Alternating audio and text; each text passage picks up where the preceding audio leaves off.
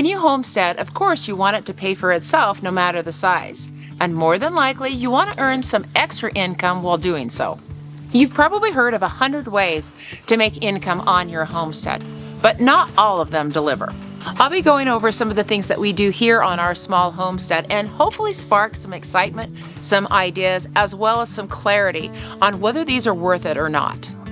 One of the first things that many homesteaders think about is selling eggs. They're really easy to keep, but do they make money? If you've ever raised a small flock of chickens for income and kept record, you probably know they're not going to pay the mortgage.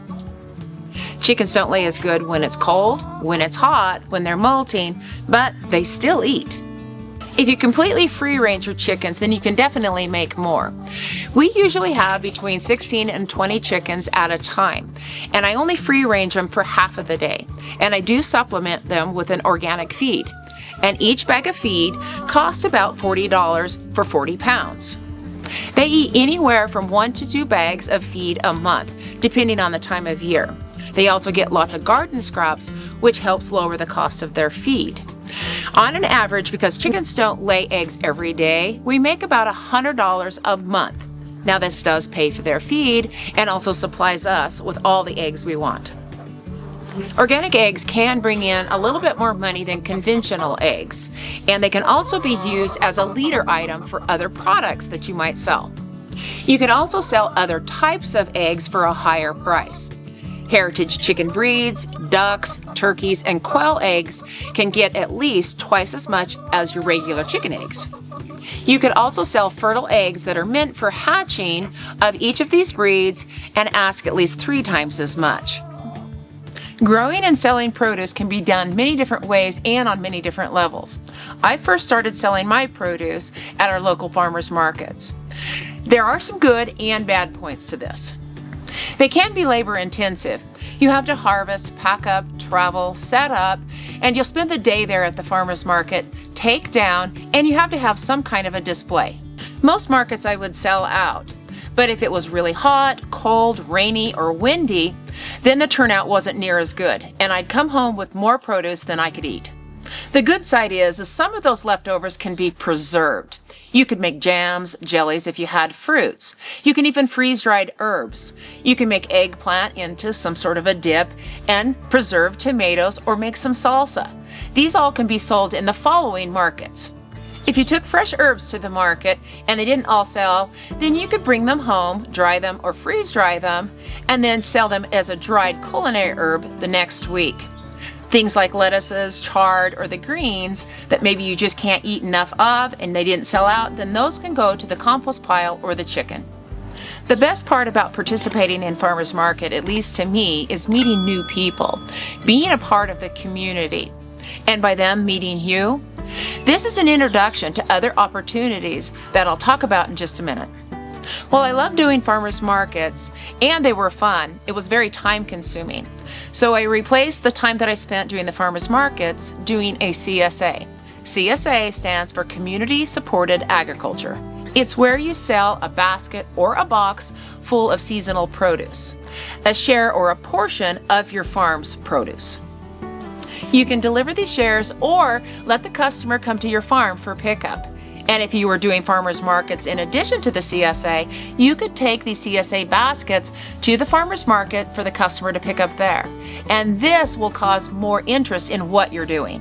We would have our shareholders come to our farm store for pickup on Thursdays. This saved us a lot of time. We didn't have to travel, and we knew exactly what to pick with zero waste. We offer 3 seasonal shares, a spring, summer, and fall share. We don't do a winter share because if we have a really cold winter and the garden doesn't produce as good, then I can't hold up to my end of the bargain. Pricing will depend on how much you have to offer. You can even do half shares. You want to make sure that you're not overextending yourself because you want to be fair to your customer, and you also want to have enough for you and your family to eat. After all, it is about the homestead being self-sufficient. You might want to start out only doing 2 or 3 shares just to see how it goes the first year. And if they're great, people will talk. You won't even have to advertise to sell more shares the following year. Eggs could also be an option to add to your CSA baskets. Most of our customers would pre-order the week before for eggs so that they made sure that they had their eggs. I've never wanted to do a prepay on eggs because chickens aren't predictive. And if I didn't have eggs for those customers that prepaid, that's not so good. The CSA baskets were a better option for us to sell our produce. It saved us time, money, and our return was much larger. I can sell shares ahead of time, and then I can plan for exactly what I need to grow to fill those baskets. In the long run, this saved me a lot of time, and time is valuable. But I do miss going to those farmers markets. Depending on your situation, you might be able to do a farm stand, offering your eggs, produce, jams, jellies, honey if you raise bees, and even some craft items from your farm. You won't be limited in what you sell like some of the farmers markets. It's your farm stand and you're in control of it. You can do an in-person stand or even an honor system. This wouldn't work well for me in the summertime because our summers are extremely hot. I could do it in the spring or the fall, but during the summers I would have to provide ice or even some coolers to keep that produce nice and fresh. We offer our fresh produce in our cold room. This is a room that's just cooler, and we have a large refrigerator with glass fronts. People can come in and get what they want on a daily basis, and they can either do it as an honor system or come into our shop to pay. There's lots of avenues to make money off of produce. You just have to decide what works best for you, your time, and how much you can produce. You may enjoy going to the farmers markets, and you can make a decent amount of money. And the best part is you meet new people. For us, the CSA works best for our time and what we grow. It's been our best income earning from the orchard and the gardens. Be unique and grow things that others aren't. You can generally ask a higher price for the unusual things, but you'll have to educate people on how to use them. Don't overgrow unusual produce until you know that there's a market for it. This usually takes time to develop. Microgreens are pretty common these days and are still in pretty high demand. Grow varieties that others aren't. Sunflowers aren't as common, at least in our area, and they're super easy to grow. Most of these microgreens can be grown in your house with artificial light or even in a greenhouse. You can add your microgreens to a CSA basket, you can sell them in your farm stand at a farmer's market, or you can even check with some restaurants and get a contract sale. You could even sell things like prepared foods, simple things like a mixed salad. People are busy, they want to eat healthy, and sometimes they don't even have time to gather the ingredients, and they'll pay a little extra just for the convenience of a prepared salad. You can offer these on your farm stand or even take them to the farmer's market. People love to eat lunch at farmer's markets. If you're selling heritage breed chicken eggs, then let people know. If you're growing organic, they love that. These are all things that are going to promote and help sell your product. Growing and selling medicinal and culinary herbs might be an avenue to explore. You can make tea mixes, dried herbs for the kitchen, all grown organically. These are all so much fresher and better than anything at the grocery store, and people love them. There's a high demand for quality, ethically raised meats. You could raise meat animals like chickens, turkeys, quail, ducks, and even pigs if you had the space. There's a farm shop near us that sells pasture-raised whole chickens, and they range from about $35 to $38 a piece. If you buy a chick for $3 and then pasture raise them, well, you can see where this is going. You could do the processing yourself or have somebody process it for you. But keep in mind that your time is worth a lot with everything you do. If you love growing, then maybe selling plant starts is for you. Perennial and annual flowers, and even better yet, organic vegetable starts. More than likely, you have nurseries in your area. So grow the unusual or grow organically. Heirloom vegetables, especially tomatoes, are very popular these days.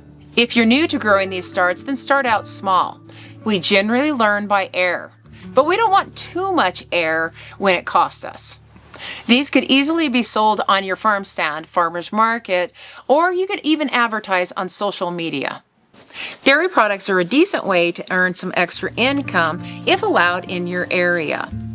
People are craving good quality milk products without any preservatives.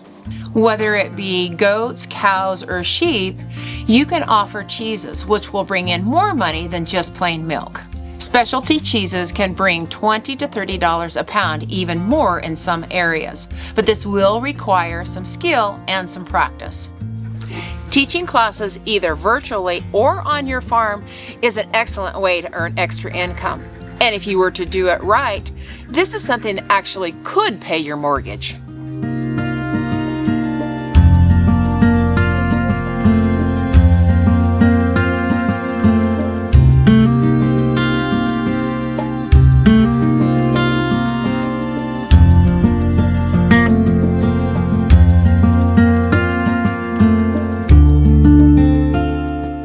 If you have the experience and the knowledge, why not pass it on?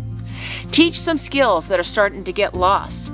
Things like canning, gardening, homesteading, and cheese making. These are all excellent things to teach, and it really is limitless. We teach classes right here on our homestead. Things like gardening, how to prune your fruit trees, cooking, herbology, fermenting, and we even teach spinning. This spring, we'll be teaching a new homesteading class on how to be self-sufficient on small acreage, and I'm really excited about that one. You could hold farm events or even weddings on your homestead. We've done weddings as well as even simple things like baby showers. It really is limitless what you can do on your homestead.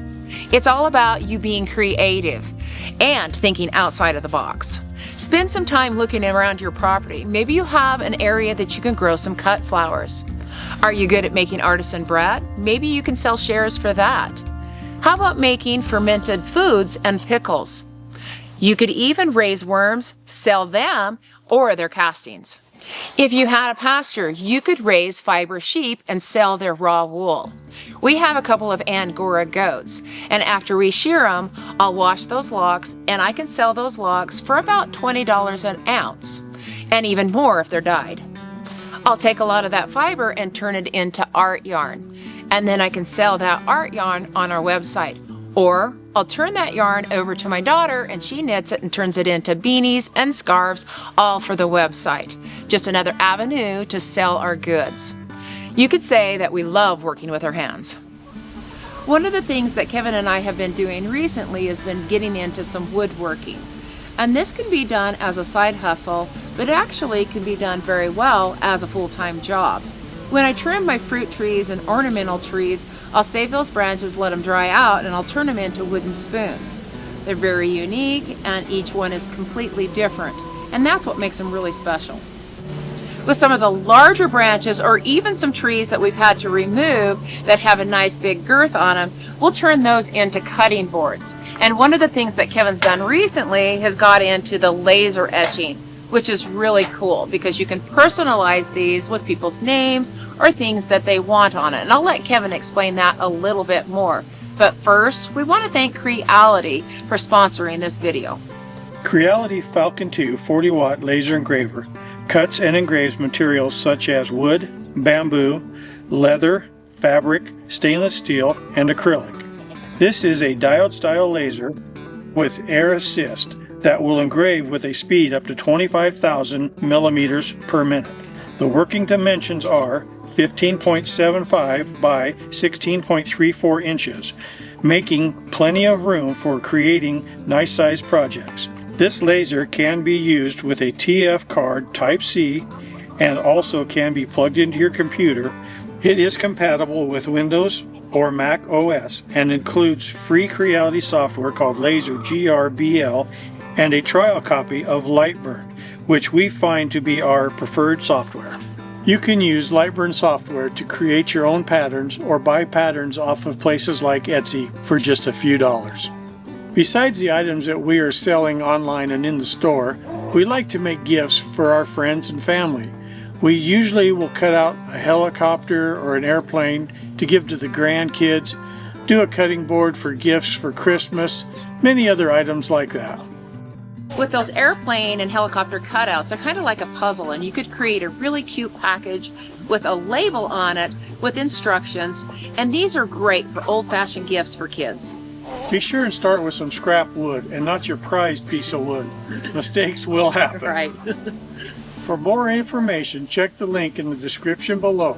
Culinary can help you make more money on your homestead. A lot of these items can be sold at the farmer's market if they're allowed, or you can sell them like we do at our farm store. You could create a website, and today websites are pretty easy to build. People love local products, whether it's your local customers or people that are visiting from other areas. They love to take something from your farm or your area, something that you made, and they like to be a part of that. If I had a full-time job outside of the homestead, then I'd only want to be doing 1 or 2 of these things and be realistic with my time so that I don't overwhelm myself. Some projects are done seasonally. I'll do fiber production during the winter months when there's not so much in the garden and the orchard to do. You don't have to be an entrepreneur to earn extra income on the homestead. You just have to have creativity, the desire, and motivation, and nobody can tell you what's right for you. A comment that I get often is, why would you want to do all of that? Well, it's pretty simple. It's a way of life that I enjoy. God has given us talents, and we need to use and share those talents. I'm grateful for everything that God has given me.